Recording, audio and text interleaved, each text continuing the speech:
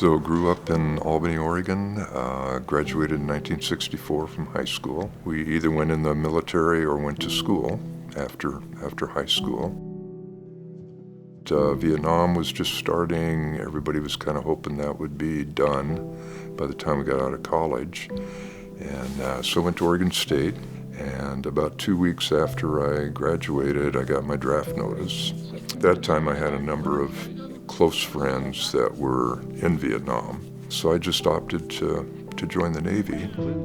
Boot camp in San Diego, then went to school in Pensacola, Florida for 6 months. The rating was a CT, it was communication technician, and it was with the Naval Security Group. So we had to have a top secret security clearance to go to school there.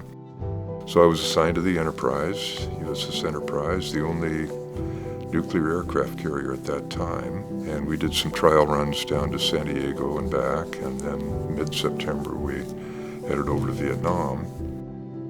So this is a newspaper that my parents saved for me. It was dated September 13, 1972, and it shows a picture of the Enterprise, the USS Enterprise, which I was on, and we were headed for Vietnam, going under the Golden Gate Bridge in San Francisco.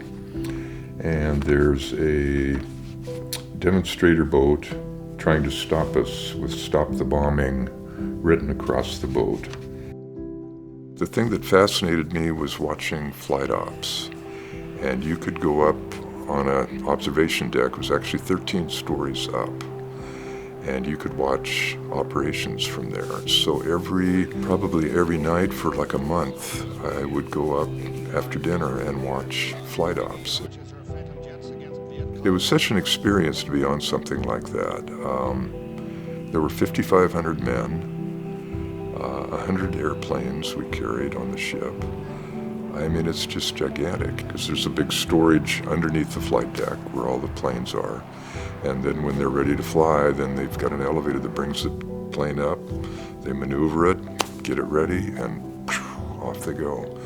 And the same way landing, they come in and they'll drop them down into the bay. I was reclassified from my CT rating to a personnelman, so I worked in an office down in the middle of the ship. The bottom was a 7-day-a-week job. We were generally out 4 weeks at a time. Coming home, it kind of hurt because people are yelling at you, calling you names. And we were just kids, we were just young people doing what we were told to do and thought was right. I had an instance probably,